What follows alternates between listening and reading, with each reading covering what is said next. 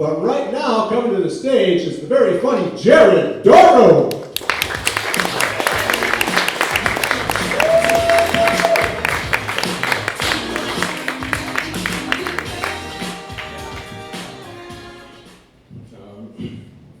About a year ago, I was driving to work and saw a sign that said road closed, local traffic only, and it's already running late, so I just went through, and sure enough, the road was closed for a parade of all things. I take a left and go down a road that's so full of cars, it's practically one lane, trying my hardest not to run anybody over. I hit another barricade, another left, a few blocks, another barricade, hit a left, right back on the street I started. Get to the road closed sign again, and it's a little sign below it says detour this way. So I take a right this time and pass the parade. I drove the entire parade around. The worst part about it was the day before Father's Day. Juneteenth was that week, and it was the middle of Pride Month. So I wasn't even sure who I should be mad at. I will say though, like 80% of the people I saw going to the parade were black. So I feel like it's safe to assume it's not a Father's Day parade. Hey, come on now, Appleton. That was a test, and you failed. This room is not nearly diverse enough to tell that joke. I'm disappointed in you guys. Maybe you'll do better on this one. So I've been slowly buying things so that I can move into my car and travel, do stand-up. And I know by looking at me, most of you are thinking, wait, he's not homeless already? That's crazy. But I think it's gonna be fun, but every once in a while reality sets in, and I just can't tell what's more depressing. Being excited that my travel urinal came in the mail, or having to use it for the first time. So I'm in the back of my car, like half kneeling with my pants at my ankles, lit nothing by my little phone LED, trying to piss into what's essentially a plastic bottle I paid $5 for on Amazon. And when it starts going, it just echoes through the entire car, and I'm sitting there thinking to myself, God, this is sad.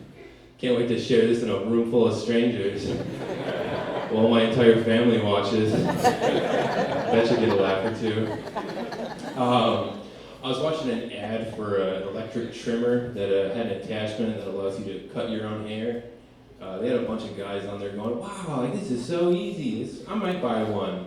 But we all know what they were really saying. Is, God, if I know myself, I'm going to be alone for a long time.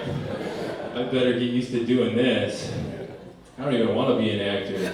And I just hope my family will see this as the cry for help it is and come and save me.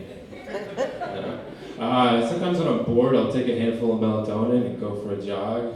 See how far I get. You laugh, but it's a great exercise. Cardio and a nap doesn't get any better than that. Just gotta make sure you're doing the right neighborhoods. It turns into cardio and kidnapping. Found that one out the hard way. No, come on, guys. I don't run. I saw an ad and it was just text and it said, Jesus struggled to make ends meet. He gets us. Jesus struggled to make ends meet. This is the guy that duplicated bread, right? I find that hard to believe. I mean, it was just text, unless they meant to say, Jesus struggles to make ends meet. That would make a lot more sense. And Jesus and I have a lot in common.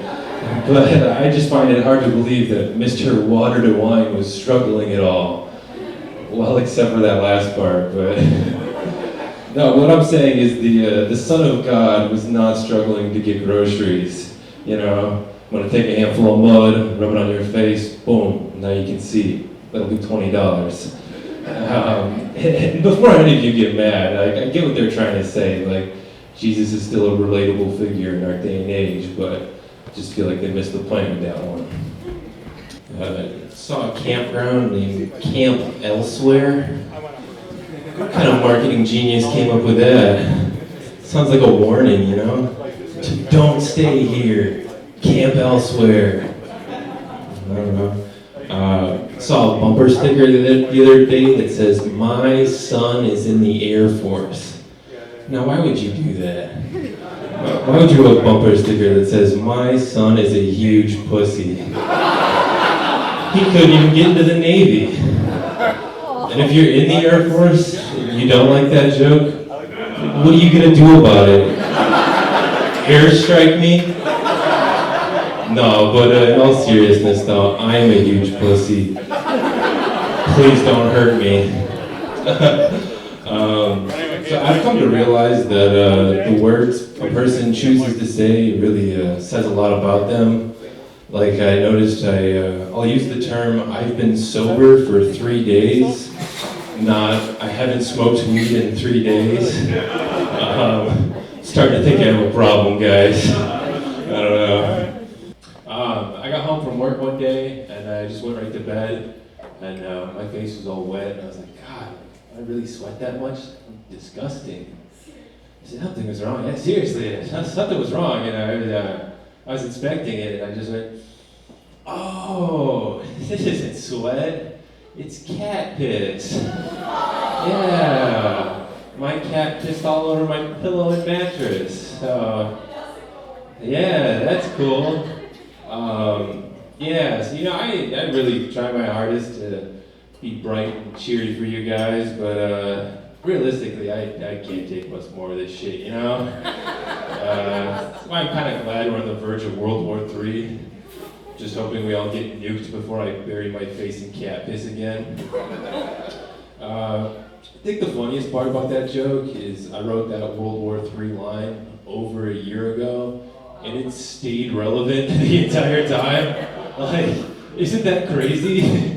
Like, society's just collapsing around us. There's global events happening every day, and we're just going to work and pretending like nothing's happening.